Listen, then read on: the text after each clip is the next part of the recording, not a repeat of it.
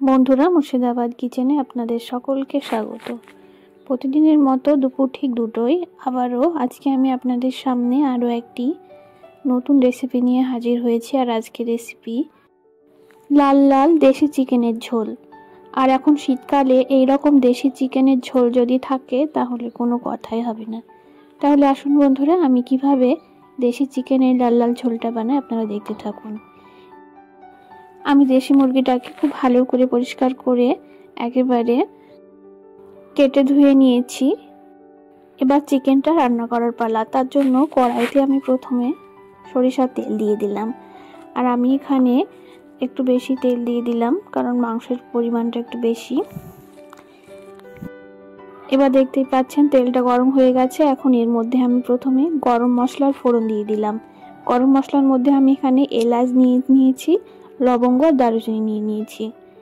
এবার এর মধ্যে রসুন, কাঁচা লঙ্কা আর পেঁয়াজ দিয়ে দিলাম। আমি এখানে 3টে মতো পেঁয়াজ নিয়ে নিয়েছি, আপনারা আপনাদের পরিমাণ মতো নিয়ে নেবেন।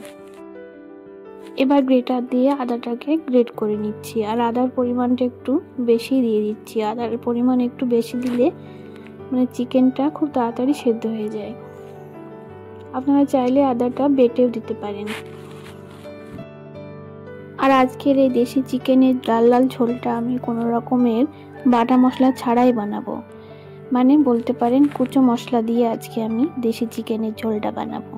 এবার এর মধ্যে আমি জিরে আর মৌরির ফোড়ন দিয়ে দিলাম।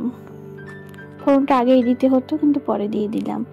এবার এর মধ্যে 3 চামচ মতো লবণ দিয়ে দিলাম। তারপর 3 চামচ মতো হলুদ দিয়ে দিলাম।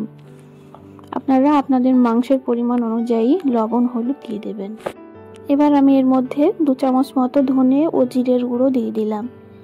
এবার একসঙ্গে খুব ভালো করে কষিয়ে নেব। আর তারপরে আমি এখানে 2 চামচ মতো লাল লঙ্কার গুঁড়ো দিয়ে দিলাম। কারণ যেহেতু আমি কাঁচা লঙ্কা ইউজ করেছি, তার জন্য একটু কম করে দিয়ে দিলাম। এবার একসঙ্গে খুব ভালো করে পেঁয়াজ, রসুন আর মশলাগুলোকে একটু কষিয়ে নেব। আর তারপর এর মধ্যে দেশি চিকেনগুলো দিয়ে দিলাম। এবার চিকেনগুলোকে খুব ভালো করে কষিয়ে নিতে হবে। আর এই মুরগিটা মানে আমাদের বাড়িরই মুরগি, আর সেটাকে আমি এখন রান্না করছি। তো বন্ধুরা, আমি এদিকে চিকেনটা কষিয়ে নিতে থাকি। ততক্ষণ আপনারা ভিডিওটি স্কিপ না করে ভিডিওটি শেষ পর্যন্ত দেখতে থাকুন। এবং আমার চ্যানেলে যদি নতুন বন্ধু হয়ে থাকেন তাহলে অবশ্যই আমার চ্যানেলটিকে সাবস্ক্রাইব করে আমার পাশে থাকবেন, যাতে এরকম সুন্দর সুন্দর রেসিপি নিয়ে আপনাদের সামনে হাজির হতে পারি। এবার দেখতে পাচ্ছেন মাংসটাকে কিছুক্ষণ ঢাকা দিয়ে রেখেছিলাম। তো এইভাবে ঢাকনা দিয়ে ঢেকে নিয়ে রান্না করলে মানে চিকেনটা খুব তাড়াতাড়ি সেদ্ধ হয়ে যায়। বন্ধুরা, আপনারা কে কে চিকেনের লাল লাল ঝোল খেতে পছন্দ করেন তারা অবশ্যই কমেন্টে জানাবেন। আর চিকেন খাবে না এমন মানুষ খুব কমই পাওয়া যায়।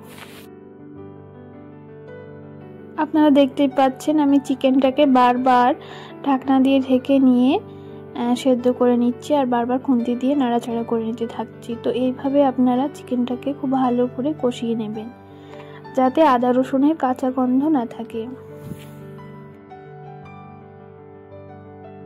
আমি চিকেনটাকে 20 মিনিট ধরে খুব ভালো করে লাল লাল করে কষিয়ে নিয়েছি।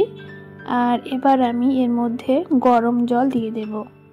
আর এই রকম শীতে যদি দেশি মুরগির লাল লাল ঝোল থাকে, আর যদি চিতই পিঠা কিংবা সিমই পিঠা থাকে, তো কোনো কিছু প্রয়োজন হয় না। তো আমি এবার এর মধ্যে গরম জল দিয়ে দিলাম, আর জলের পরিমাণটা একটু বেশি দিয়ে দিয়েছি। এবার খুব ভালো করে চিকেনটাকে সেদ্ধ করে নেব। তার জন্য একটা ঢাকনা দিয়ে আমি 20 মিনিট মতো রেখে দেব।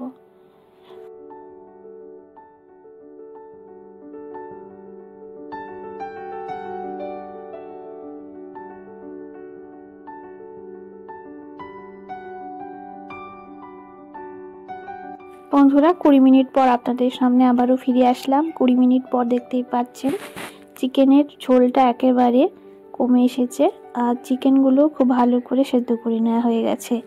এখন আমি এর মধ্যে কিছু মশলা দিয়ে দেব। আর আপনারা কে কী রকমভাবে দেশি চিকেনের ঝোল রান্না করেন তারা অবশ্যই কমেন্টে জানাবেন।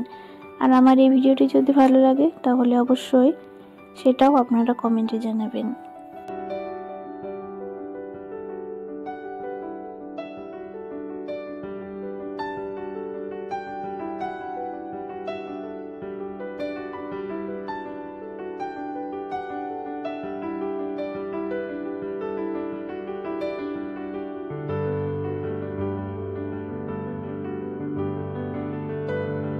এবার আমি দেশি চিকেনের ঝোলের মধ্যে সানরাইজ গরম মশলার গুঁড়ো দিয়ে দিলাম।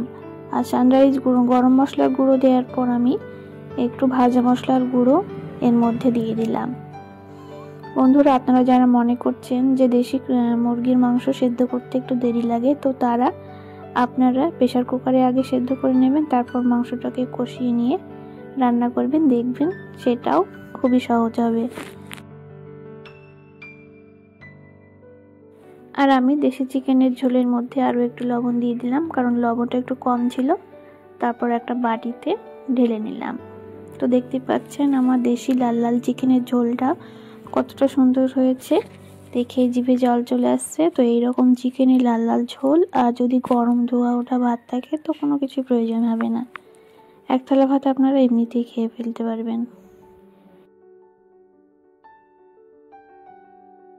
তো বন্ধুরা, আপনাদের যদি ভিডিওটি ভালো লাগে তাহলে অবশ্যই ভিডিওটি লাইক শেয়ার কমেন্ট করে সকলের কাছে পৌঁছে দেওয়ার চেষ্টা করবেন। আর আজকের মতো এখানেই বিদায় নিচ্ছি। দেখা হচ্ছে আগামীকাল অন্য কোনো একটা রেসিপিতে। ততক্ষণ আপনারা ভালো থাকবেন, সুস্থ থাকবেন। ধন্যবাদ।